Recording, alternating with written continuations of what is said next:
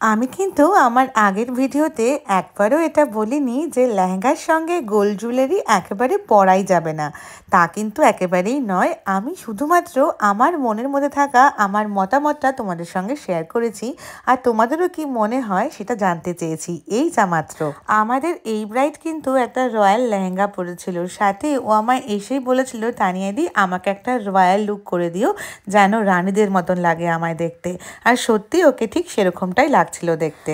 এত সুন্দর ছিল ওর লেহেঙ্গাটা, আর অল ওভার লুক ওয়াইজ ভীষণ সুন্দর লাগছিল। বাঙালিদের কাছে সোনার গয়না হচ্ছে একটা ইমোশন আর একটা ট্রেডিশনের অংশ।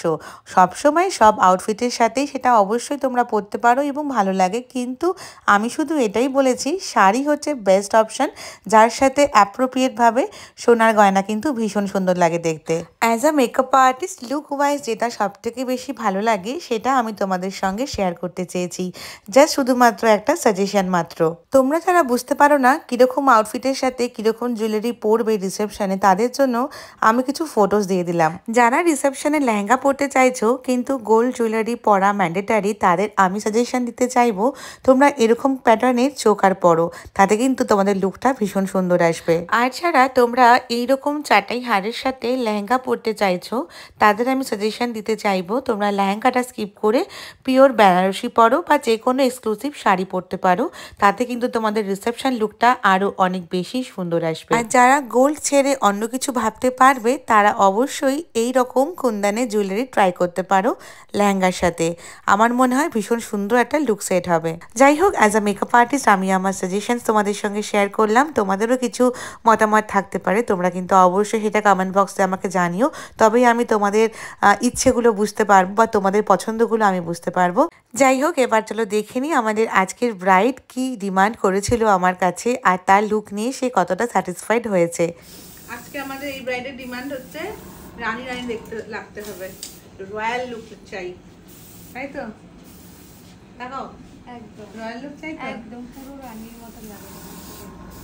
একদম আগের দিন সব ঠিক ছিল, মেকআপ খুব সুন্দর হয়েছে, সবাই বলেছে খুব কাছে আসো। আর ইভেন সবাই এটা বলেছে তানিয়াদি সাজিয়েছে, তো এমনি সুন্দর লাগছে দেখতে তানিয়াদির জন্য। আমার শুনে আরো বেশি ভালো লেগেছে। আমার দিনটাকে এত সুন্দর করে দেওয়ার জন্য অনেক থ্যাংক ইউ, অনেক ভালো। আর আজকে একটু রানীর মতো সাজিয়ে, রানীর মতো সাজিয়ে দেবো। আর হচ্ছে সব মেকআপ টেকআপ ঠিক ছিল, একদম পারফেক্ট ছিল, কোনো কিছু মানে নষ্ট হয়নি, সব পারফেক্ট ছিল। চলো আমরা এখন এখানে এয়ারব্রাশ করব। আমাদের আজকের এই ব্রাইডের রিসেপশনে এয়ারব্রাশ মেকআপের বুকিং ছিল। বিয়ের দিনও ও আমাদের কাছেই সেজেছিল, আর বিয়ের দিনের এক্সপিরিয়েন্স তো তোমরা শুনতেই পেলে, ও নিজে মুখেই বললো। তো আজকের লুকটা তোমরা অলরেডি আগে থেকে দেখে নিয়েছো। এবার আজকের লুকটা ফুল কমপ্লিট হওয়ার পরে আমাদের ব্রাইডের কতটা পছন্দ হয়েছে সেটাও আমরা শুনে নেব।